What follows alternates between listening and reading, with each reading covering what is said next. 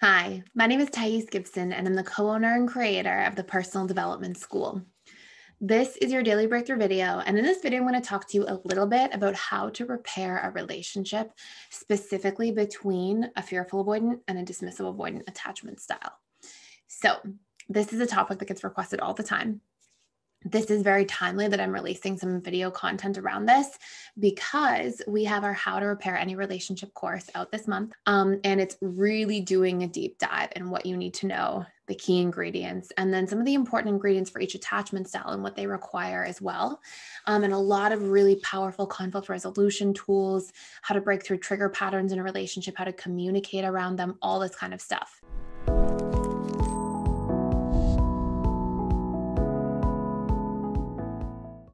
Now, we have a 7-day free trial. We're launching for the first time ever.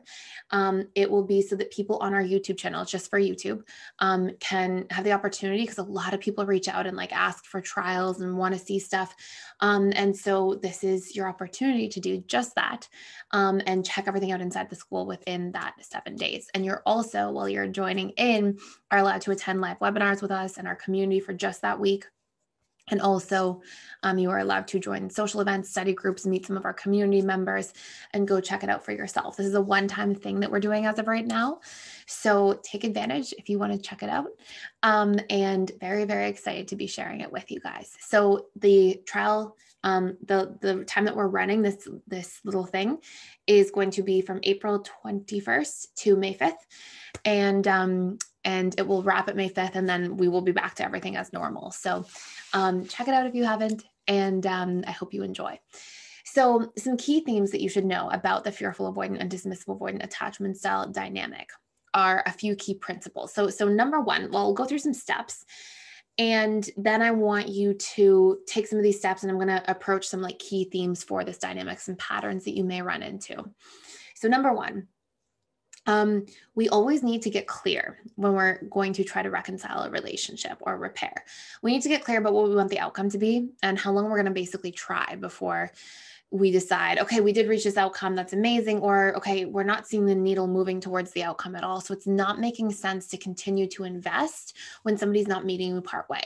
And the reason we set a deadline and we get clear about this ahead of time and we get intentional is because it prevents us from just staying in the gray area for forever, right?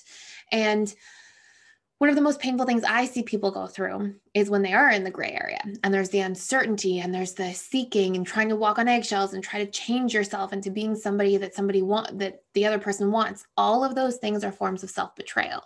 So how we get out of that dynamic or situation is we get really clear and intentional. What do I want? What am I moving towards? What do I want the outcome to be? And how long am I willing to put everything into this? Before, if I don't see the needle moving, I go, okay, I can walk away guilt and regret free because I know this isn't the right situation. So setting that deadline for yourself takes you out of uncertainty because you've just created your own certainty, right? And that's really important to be doing. So step one is to get clear, intentional, all that stuff. There are deeper questions that the course covers for how to get more clear and how to set the deadline really effectively and what to do when the deadline is reached or not, and et cetera. But that's a really great place to start. Step two, something you want to dive into is you want to be okay, so then what are my primary and secondary trigger patterns in this relationship? Where do we keep re-triggering one another and get caught in a loop? This is something that happens in all relationships that people are challenged with. They usually have one or two loops that they get caught in where one person's core wound triggers the other, and it just continues. I mentioned this in one of the other videos. We go into many examples inside the school. Sorry, you're probably going to hear my dog barking for 1 minute and my wonderful partner trying to quiet my dog going shh in the background. But anyways, I probably won't have time to re-record this video because I have a meeting in just a moment and then I'm back to back for the rest of the week. But so hopefully that didn't disturb you too much. But we have these trigger patterns, right? And we get caught in these loops. And something that is so important and so valuable is for us to be able to identify, okay, what are my wounds? And the example I used in another video is maybe somebody feels unheard. This is an example I saw very specifically when I first realized that this is something that happens in all relationships. Or one client of mine felt unheard. The other person had this abandonment wound. And every time she tried to communicate to her partner, hey, I feel that I want to work through something or I want to work on something, her partner would take that as like criticism. You just want to leave. And that abandonment wound for him would be triggered. And he would say, fine, you're leaving anyways, just leave. It's fine. And she would be like, no, but I just want to talk through things so we can stay together and work through things together. And she kept feeling more unheard. And then she would get critical because she would feel frustrated. And then he would feel even more like he was being abandoned. And this was the end. And they would just get caught in this loop where they couldn't talk through things or work through things effectively. And when they realized this was their pattern, they were able to come out of this. And then there are proactive strategies you can create to break through these patterns and move beyond them. And for her, it was just prefacing by saying, hey, I really care about you. I want to share something with you so we can work through and we can keep growing together and we can maintain and even, thrive even more in our happiness and our appreciation of one another. And so she would just preface to avoid that wound. And in the course, I've got lots of different strategies for you to be able to preface and know those things and reprogram those core wounds and have conversations that can help to dislodge those core wounds from each of you guys in the relationship dynamic together. And ways to ask for your needs around those core wounds for reassurance or whatever else it might be. So that's a huge piece. So I would say that's number 2 is identifying what wasn't working. Also learning like what your boundaries are, what needs you have, and then having some checkpoints. So having some kind of dynamic where you could have a conversation and say, how are we doing at meeting each other's needs this week? How are things going? And so there's lots of structure you can put around that. And lots of ways to like phrase that effectively so that can translate in a healthy manner. And that's really important. And then I would say another big thing is, as sort of a step 4 is making sure that you are having like vulnerability come into play. You're rebonding with the person. You are knowing each other's love languages and communicating in them intentionally and opening up and sharing your fears and sharing your flaws and being able to accept and see one another and validate one another's emotional perspectives. And these are all really important ingredients for rebonding as a whole. Okay, so now that you have some important ingredients, some of the major themes that you may see between a fearful avoidant and a dismissive avoidant are, number 1, a fearful avoidant. They have this really interesting dynamic when they're thinking about getting back together, where they're anxious, but if something goes wrong, they can become quickly avoidant again because they're quick to kind of assume the worst. Because part of the fearful avoidant mind, the way it's been conditioned, is to look for worst case scenarios and to fear them and to adapt and try to control themselves in those situations as a means of safety and protection. And if you're exposed to a lot of chaos at a young age, you're naturally going to have that programming. So often when there's a chaotic situation or a situation where there's been any form of broken trust, even broken trust around that the relationship just broke down. And unfortunately, that can affect trust to a certain degree of another person. Like, are you staying? Are you interested? Are you not interested? Are you leaving? Fearful avoidance can become highly suspicious, but highly hypervigilant, even more so than normal when they're in this like reconciliation phase. And it's really important for the dismissive avoidant to over-explain things. The more transparency a dismissive avoidant brings to the dynamic, the better by far.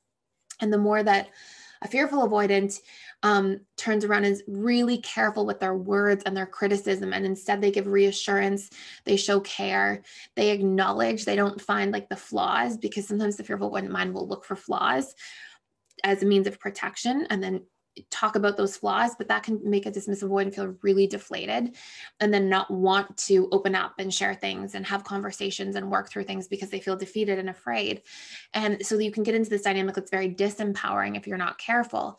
And some really important themes and patterns to be aware of on the way out are like, are we being careful with our criticism? Are we communicating our needs in the positive instead of, you never do this? Keep in mind, people criticize when they're afraid of being vulnerable. So we have an easier time saying, you never do this, and saying, hey, I really need support with this. I feel overwhelmed. And if we are criticizing, we should look at it as a feedback system that says, hey, we're afraid to be vulnerable around this person or around this thing, or we're not being vulnerable. We're not doing our work there as an individual. And so that's really important from the FA side, and to share the needs in the positive, and to acknowledge the things that are going right is huge. Thank you for putting in the effort. Thank you for X, Y, and Z.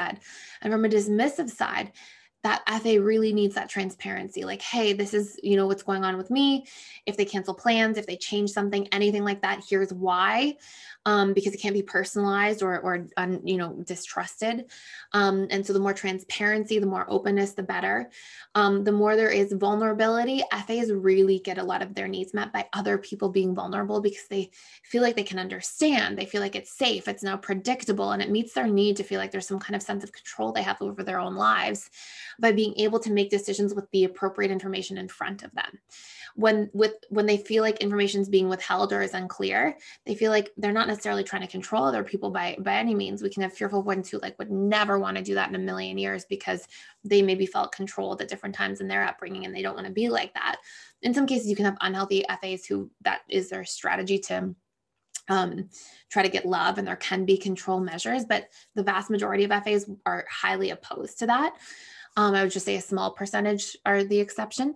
And so what you can see sometimes is like the dismissive avoidant in the dynamic, if they're not clear, if they're not sharing information and talking about where they stand and what's going on inside of them, fearful avoidance with that uncertainty, they can start to kind of pinball back and forth and feel like really unsafe. And how do I show up? How vulnerable should I be? What should I do? Because they're sometimes waiting on like the other person's lead to follow a little bit in these reconciliation dynamics. This isn't always the case, but when it comes to vulnerability and expression of emotion, it can very much be the case, because a lot of the conditioning of the FA over time, right, is like seeing how somebody does something, seeing how mom or dad do X, Y, and Z if you're in a chaotic home, and then making your decision from there. And so there's a lot of condition, like I'm going to figure out the information, get the information, and then make my choice. And there can be that sort of ball rolling. So anyway, so I know this is a lot of information. If you want to go through it in a structured way, if you want to go through it with actual breakthrough tools, communication scripts, step-by-step things, and a lot more detail, check out the How to Repair Any Relationship course.